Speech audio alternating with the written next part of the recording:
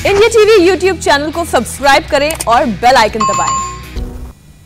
बड़ी खबर उत्तर प्रदेश से है, जहां मिशन 2022 के लिए बीजेपी ने 325 प्लस के टारगेट के साथ चुनाव में उतरने का फैसला किया।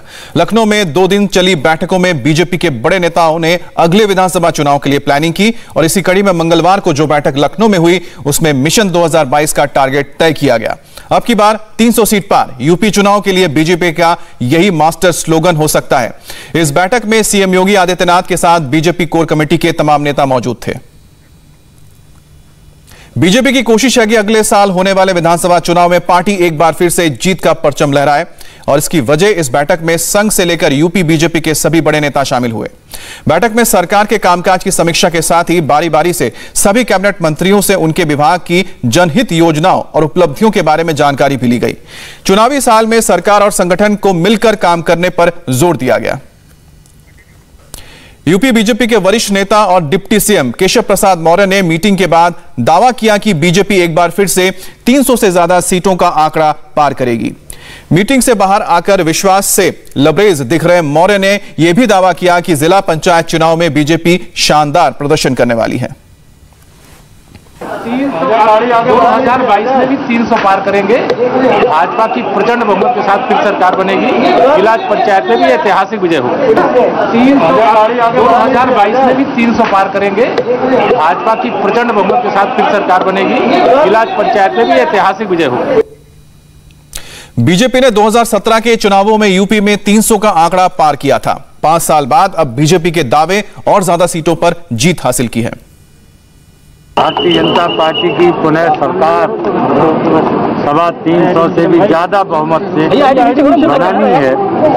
इसके लिए विचार मंथन कार्यक्रम, आगामी तैयारियों की समीक्षा के लिए यहाँ हम सब लोग इकट्ठा हुए। बैठक यानी क्षेत्रीय अध्यक्ष, क्षेत्रीय प्रभारी, केंद्र के राष्ट्रीय पदाधिकारी और महामंत्रियों की बैठक थी। 4 घंटे बैठक चली। संगठन की बूथ तक की रचना की गठन की चर्चा हुई, मन की बात हुई, वृक्षारोपण की बात हुई, सेवा के क्षेत्र में जो चल रहे हैं, अपने वैक्सीनेशन अधिक से अधिक उसका प्रचार प्रसार नीचे हो और उसके लिए भी चर्चा हुई। सभी बिंदुओं पर चर्चा हुई, यानी संगठन के गठन से लेकर सोशल मीडिया के गठन तक सभी बिंदुओं पर चर्चा हुआ।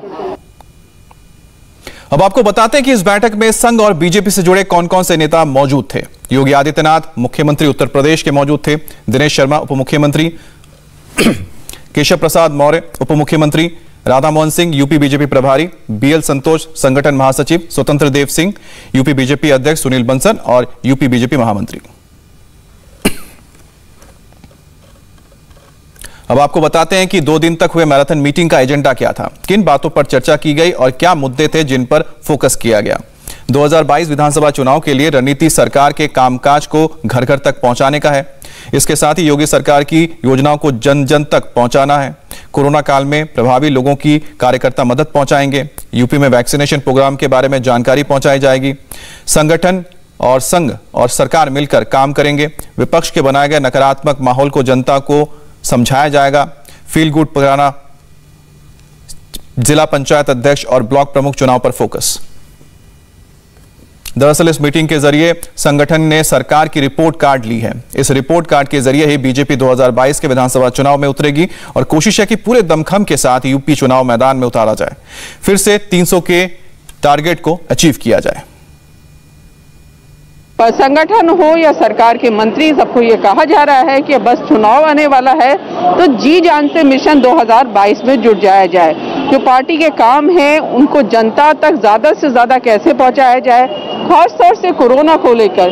कोरोना में जिन परिवारों में किसी की जान गई है, पार्टी के लोगों को कहा जा रहा है कि उनके घर जरूर पहुंचे, उनको मदद करें, साथ में वैक्सीनेशन ज्यादा से ज्यादा लोग ले सके, इसमें भी जनता की मदद की जाए। केंद्र और प्रदेश सरकार की नीतियां जनता तक पहुंचे, इसका ध्यान दिया जाए। एक संदेश साफ है कि गुटबाजी से बचे और जी जान से लग जाएं, जिससे 2022 में बीजेपी दोबारा यूपी में सत्ता में वापस आ सके। कैमरामैन मनोज के साथ रुचि कुमार, इंडिया टीवी, लखनऊ। एक तरफ लखनऊ में संगठन और सरकार की बैठक हुई, वहीं दूसरी ओर मंगलवार को ही उत्तर प्रदेश के मुख्यमंत्री योगी आदित्यनाथ डिप्टी सीएम केशव प्रसाद मौर्य के घर पहुंचे। Deputy CM Dinesh Sharma, RSS के सह कार्यवाहक दत्तात्रेय हसबोले, सह कार्यवाहक डॉक्टर कृष्ण गोपाल, क्षेत्रीय प्रचारक अनिल इस दौरान वहां मौजूद रहे। यूपी में पिछले कई दिनों से सीएम और डिप्टी सीएम के बीच सब कुछ ठीक नहीं होने की खबरें चल रही थी। ऐसे में मुलाकात बेहद अहम मानी जा रही है। हालांकि बाद में पता चला कि ये सभी नेता केशव प्रसाद मौर्य के बेटे को शादी की बधाई देने पहुंचे थे और करीब 1 घंटे तक ये नेता केशव प्रसाद मौर्य के घर पर रुके। योगी आदित्यनाथ के केशव मौर्य के घर जाने से कई अटकलें लगाई जा रही थी। हर कोई इसके अलग अलग मायने भी निकाल रहा था। योगी सरकार बनने के बाद पहली बार केशव प्रसाद मौर्य के घर पहुंचे थे। केशव प्रसाद मौर्य कालिदास मार्ग पर रहते हैं। योगी और केशव प्रसाद मौर्य का घर आसपास ही है।